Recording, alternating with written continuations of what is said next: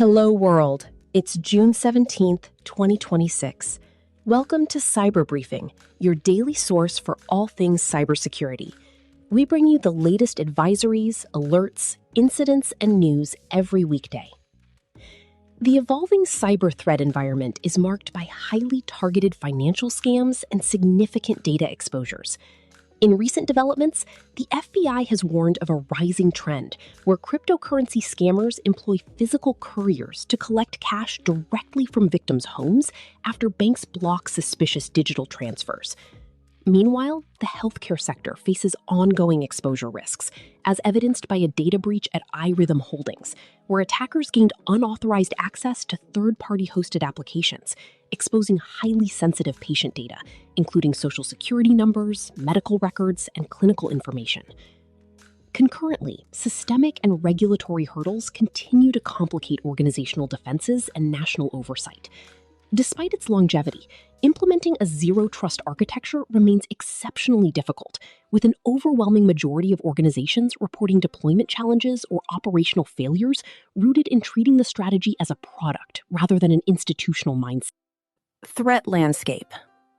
FBI warns of crypto scam couriers collecting cash. The FBI has issued a warning about cryptocurrency investment scammers who are now sending couriers to victims' homes to collect cash in person. Scammers typically contact targets through social media or text messages, using fake investment platforms that display fabricated returns to encourage more deposits.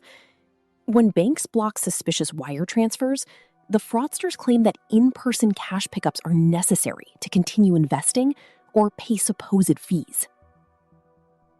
Incidents and real-world impact. iRhythm discloses patient data breach. iRhythm Holdings, a digital healthcare company, disclosed a data breach where hackers accessed patient personal and health information stored on third-party hosted business applications.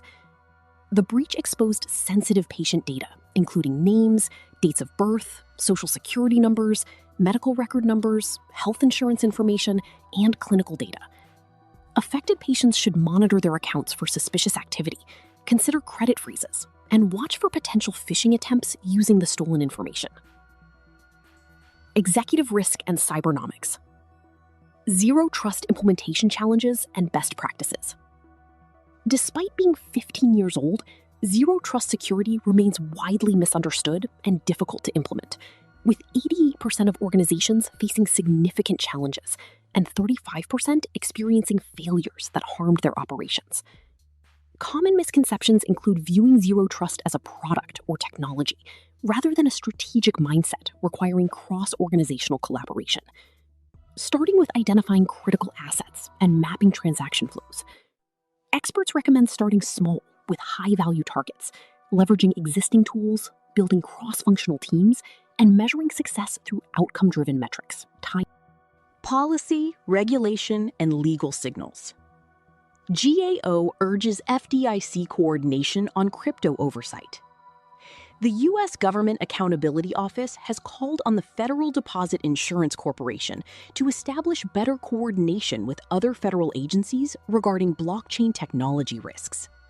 The GAO first raised these concerns in May 2024 and has placed blockchain oversight on its high-risk list due to regulatory struggles with blockchain-based financial products.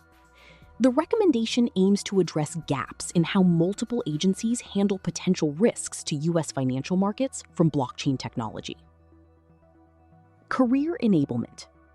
Warner warns of CISA cuts and staffing gaps. Senator Mark Warner has raised alarms about severe staffing cuts at the Cybersecurity and Infrastructure Security Agency, including the loss of 1/3 of its workforce and over $700 million in proposed budget reductions for fiscal year 2027.